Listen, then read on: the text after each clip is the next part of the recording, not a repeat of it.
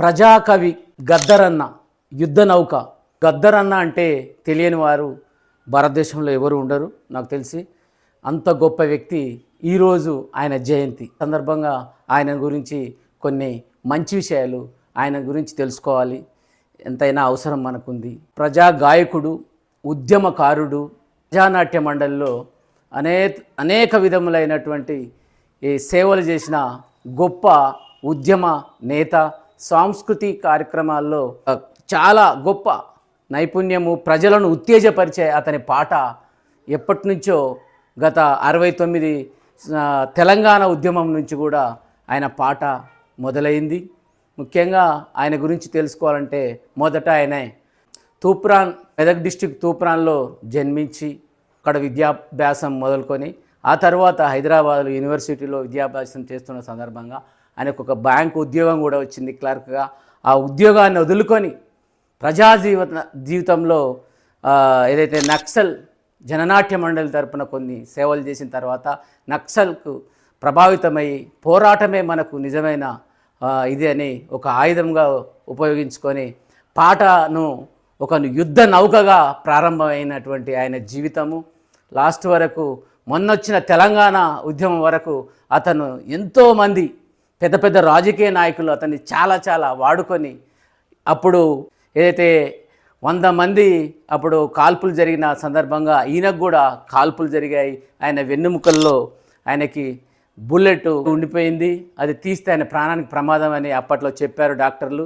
అయినా కూడా అంత ఆరోగ్య పరిస్థితి బాగలేకున్నా కూడా మొన్న వచ్చిన తెలంగాణ ఉద్యమంలో, మలిదశ ఉద్యమంలో అతని పాట, అతని మాట, అతని ఆట ప్రతి ఒక్కరూ వాడుకున్నారు. ముఖ్యంగా కేసీఆర్ గారు చాలా అతన్ని వాడుకొని అతనికి సరైన గుర్తింపే ఇవ్వలేకపోయాడు.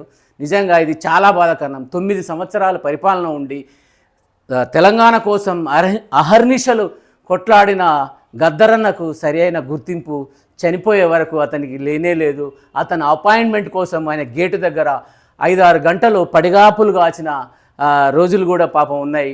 లాస్ట్ దశలో అతన్ని ఎన్నో విధాలుగా అతన్ని ఎదురులు ఆరోగ్యపరంగానైతే ఆర్థికపరమైనటువంటి ఇబ్బందులు చాలా ఎదుర్కొన్నాడు గద్దరు. అంత మంచి పేరున్న గద్దరికి కనీసం గుర్తింపు లేకుండా పోయింది. నిజంగా ఇప్పటికైనా కొన్ని ప్రభుత్వాలు మేల్కొని పనికిమాలిన వాళ్ళందరినీ, కేసీఆర్ ప్రభుత్వంలో పనికిమాలిన రసమయ బాలకృష్ణ వేస్ట్ గాడు వాడిని తీసుకుపోయి ఆయనకు మంత్రి పదవులు ఇచ్చారు. ఎంతోమందిని చాలా ప్రజాధనాన్ని దుర్వినియోగం చేసి ఎవరికైతే నిజమైన కళాకారులకు వాళ్ళకు సరైన గుర్తింపు లేక, ఎవరైతే గద్దర్ గురించి నిజంగా వాస్తవానికి గద్దరికి ఎలాంటి గుర్తింపు లేదు. లాస్ట్ అవసాన దశలోనైనా కనీసం ఒక ఎమ్మెల్సీ ఇచ్చి కూడా అతన్ని సత్కరించుకోలేకపోయింది. అది మన దుర్భరం. కానీ ఆయన చనిపోవడం అనేది చాలా బాధాకరం. ఎందుకంటే గద్దరు చేసిన సేవలు అంతా ఇంత కాదు. ఒక పాటతో మొత్తం ఉద్యమాన్ని 69లో తెలంగాణ తొలిదశ ఉద్యమాన్ని ఒక ఊపాడు. భూమి మనదిరో ఈ వాడ మనదిరో అనే పాట అయితే ఇప్పటికి కూడా, ఈ మధ్య వచ్చిన కాలంలో ఒక మంచి పాట కూడా వచ్చింది. పొడుస్తున్న పొద్దు మీద నడుస్తున్న ప్రాణమా పోరు తెలంగాణమా,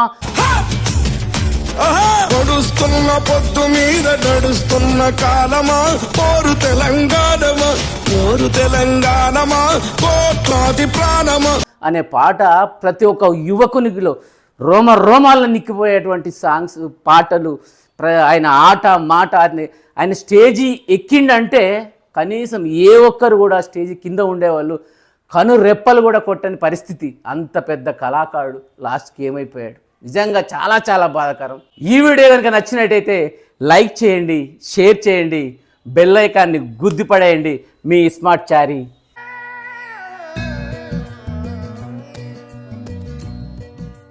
హెల్ప్ చేయొచ్చుగా.